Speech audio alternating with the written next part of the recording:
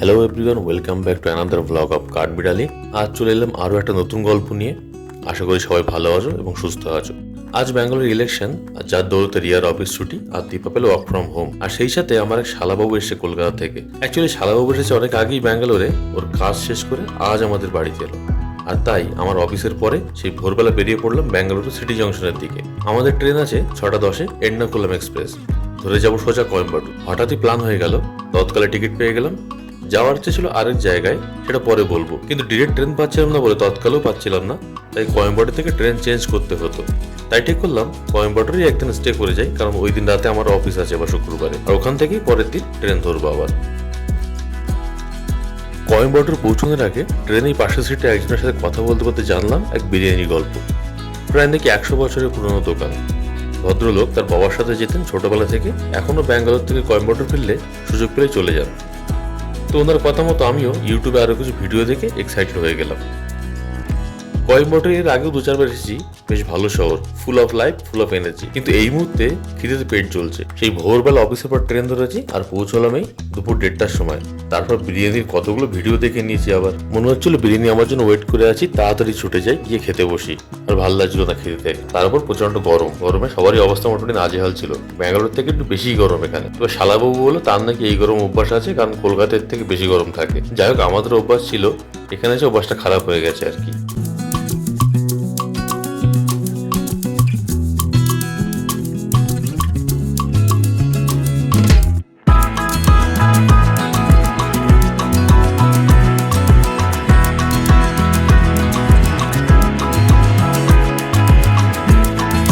Station থেকে বেরিয়ে সোজা ছুটলাম শ্রী অঙ্গনদান বিরিয়ানি হোটেলের দিকে। গুগল ম্যাপে বললো মিনিট 5-এর হাঁটা পথ, কিন্তু প্রচন্ড গরম, ছাতাটাই আনেনি আমরা কেউ প্যাকিং করার সময়। পৌঁছে রেস্টুরেন্টের বাইরে লেখা দেখলাম 97 ইয়ার্স পুরনো বিরিয়ানি, আর রিভিউ দেখলাম বেশ হাইপড, তাই টেস্ট করার ইচ্ছাটা আরো প্রবল হয়ে গেল।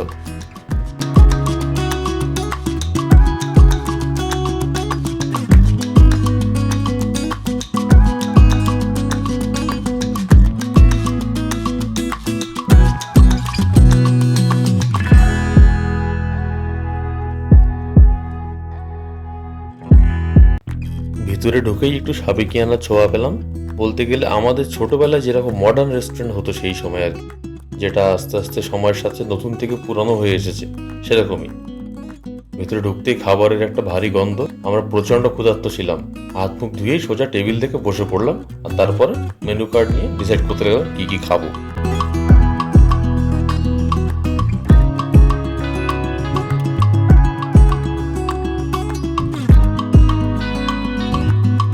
শালাবাবু বিরিয়ানি খেতে খুব ভালোবাসে, স্পেশালি কলকাতা বিরিয়ানি। তাই ভাবলাম এই সাউথ ইন্ডিয়ান বিরিয়ানি কতটা পছন্দ হবে জানি না, আগে দুটো দিয়ে এমনি টেস্ট করে দেখি 4 জন।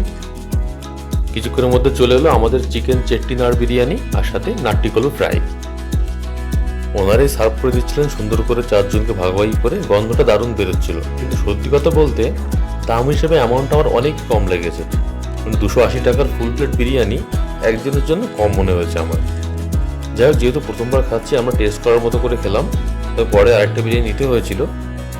বিরিয়ানিটা খারাপ ছিল না, কিন্তু রাইস পারফেক্টলি কুকড এবং ময়েস্ট, আর চিকেনটাও ছিল টেন্ডার, ভালোভাবেই হাড় থেকে ছাড়িয়ে আসছিল। আর স্পাইসটা মডারেট, তো ভালোই লাগছিল খেতে। বাট আমি বলবো ওকে ওকে না। তবে এটা একদমই বলছি না যে কলকাতা বিরিয়ানি বেস্ট, অন্য কোনো বিরিয়ানি ভালো লাগে না। অন্য সব রকম বিরিয়ানি খেতে ভালো লাগে আমার, যেমন দিন্ডিগোল, তালাপাকাতি, অম্বুর বিরিয়ানি, সব বিরিয়ানি ভালো লাগে। সেই হিসেবে এই বিরিয়ানিটা যতটা হাইপ ভেবেছিলাম আমার ততটা লাগেনি। তবে তার মানে এটা একদমই নয় যে আমার ভালো লাগেনি বলে বিরিয়ানিটা ভালো নয়। বিরিয়ানিটা নিঃসন্দেহে ভালো। এটা হয়তো এই জন্য হয়েছে যে ট্রেনে বসে এত ভিডিও দেখে এত এক্সপেকটেশন বাড়িয়ে নিয়েছিলাম, সেই হিসাবে একটু কম হয়ে গেছে আর কি, তাই জায়গাটা খামতি থেকে গেছে।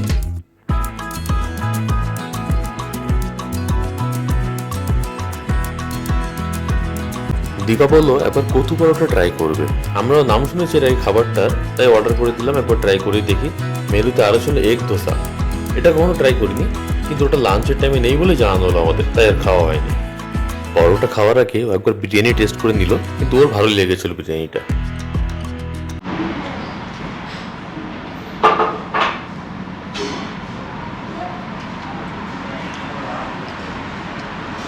খুব সুদিং একটা টেস্ট না, মানে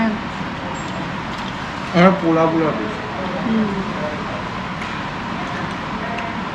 কিন্তু আরও বিরিয়ানি লাগবে মনে হচ্ছে। কচু পরোটা বেশ ভালো লেগেছিল আমাদের সবার, কিন্তু নাটি কোলটা এতটাই ডিসঅ্যাপয়েন্ট করেছিল আমাদের। চিকেন পেপার ফ্রাইয়ের মধ্যে খেতে ভালো টেস্ট, কিন্তু চিকেনের পিসগুলো খুবই ছোট আর বাজে ছিল। সেই হিসেবে 280 টাকা জলে গেল বলেই মনে হয়েছিল আমার।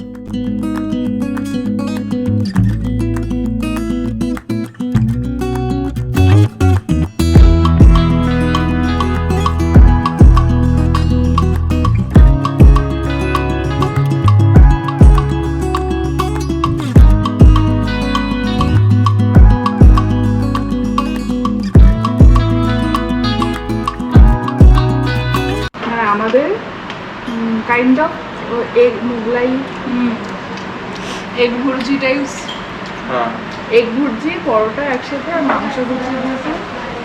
বাকিদের এক্সপ্রেশন দেখে আমিও বিরিয়ানির সাথে সাথে একটু পরোটা টেস্ট করলাম, বেশ ভালো লেগেছিল আমার। ওই যে টেবিলে প্রথমে যে গ্রেভিটা দিয়েছিল রায়তার সাথে, ওটা দিয়ে একটু মেখে গেলাম, ওটাও বেশ ভালো গ্রেভি ছিল, দারুণ লাগলো বেশ খেতে বা মেখে। আমরা যে ছেঁড়া পরোটা খাই তারই অন্যরকম ভার্সন চিকেন। বাড়িতে পেঁয়াজি হয়েছে, পেঁয়াজির সঙ্গে চিকেন মিশিয়ে দিলে যেটা হয় সেরকম ফ্লেভার। পেঁয়াজি না, পেঁয়াজি এরকম ডিম ভুর্জি টাইপ। ডিমের ভুজিয়া দিয়েছিলাম, লেবু দিয়ে ভালো লাগছে। ছেঁড়া পরোটা ছেঁড়া চিকেন একসাথে ফ্রাই করা, এটা দিয়ে পরোটাও ভালো লাগে। পরোটাই এটা। এই দেখ, এই পাউডারটা কেমন করে ছিঁড়ে যাচ্ছে, তো ছেঁড়া পরোটা, ছেঁড়া পরোটা আর খাওয়ার ধরনটা একটু আলাদা। গরমে খাওয়া ভালো। খাওয়া দাওয়া শেষ করে আমার পেয়েছিল প্রচণ্ড ঘুম, কারণ অফিস শেষ করেই ভোরবেলা ট্রেন ধরেছিলাম, তাই সোজা এগেলাম আমাদের হোটেলের দিকে।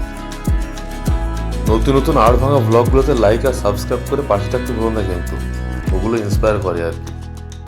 তাহলে দেখা হবে কোয়েম্বাটোরের আরেকটা ব্লগ নিয়ে। সবাই ভালো থেকো, সুস্থ থেকো।